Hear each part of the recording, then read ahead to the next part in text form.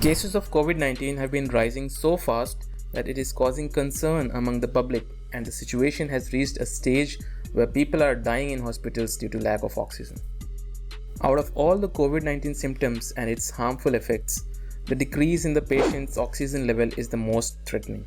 This decreased oxygen level in blood is known as hypoxemia, and this can lead to hypoxia, which affects your body's tissues due to decreased oxygen levels. To prevent this from happening, oxygen therapy is given. But how do you know if the oxygen level in your blood is lower than expected? Well, there are many ways to measure the oxygen levels in the blood, and the most common method is by using a pulse oximeter. So in this video, we will discuss how to check oxygen level of COVID patients at home. But before that, if you are new to this channel, don't forget to subscribe the channel and press the bell icon to not miss any future videos. So without any further delay, let's get started.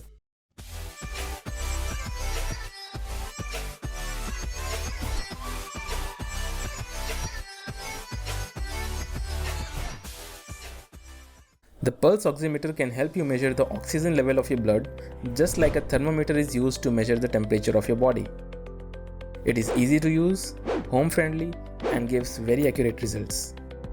Amid the COVID-19 crisis, doctors are advising patients to monitor their oxygen saturation level at home before running to the hospital, as a lot of COVID-19 patients can get cured by following the right medical advice while being in home isolation. So here are a few things advised by Health Minister Dr. Harsh Vardhan to keep in mind before using an oximeter. Rest for 10 to 15 minutes before taking the measurement. Rest a hand on the chest and hold still. Place the oximeter on the middle or index finger and hold it for about 30 seconds. Keep it in the same place till the reading is stable. Small beams of light pass through the blood in the finger and measures the oxygen level in your blood. Note the highest result once the reading has been stabilized. Start recording from the baseline and record your reading thrice a day unless you notice favorable changes in your health. Consult a medical professional in case of breathlessness or dip in oxygen levels to 90% or less. I have mentioned some of the best pulse oximeters in the description below, so you can check them out. It is important to note that pulse oximeter is not a COVID diagnostic tool, so there is no need to use it if you are not COVID positive or don't have any symptoms. If a patient's oxygen level is between 90 to 94%, they can try the proning technique to improve oxygenation. Proning is the process of turning a patient from their back onto their abdomen with the precise and safe motions so the individual is lying face down. Proning is a medically accepted technique to improve breathing comfort and oxygenation. Here are a few steps that you need to follow for the proning technique. First, lay on your belly for 30 minutes. Now lay on your right side for 30 minutes. Now stay on the sitting up position for 30 minutes. Then lay on your left side for 30 minutes.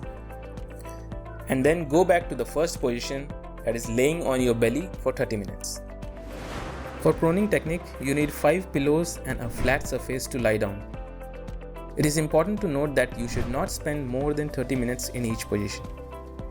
Now let's see the positioning of pillows while following the proning technique. For proning technique, you need 1 pillow below the neck, 2 pillows below the chest through upper thigh, and 2 pillows below the shins. If a patient's oxygen level is dropping below 90%, you should consult a doctor so that the patient can undergo proper medication and treatment in time. So that's all we have from this video. If you found this video helpful, please share it with your loved ones, your family members and friends, so that in this time of crisis, we can save as many lives as possible. You can also subscribe our channel and press the bell icon to get notified to such useful information every week. You can check our blog healthmania.org, where we regularly post health and fitness related tips. So thank you so much for watching. I'll see you in the next video. Till then, stay healthy, stay safe, and have a great day.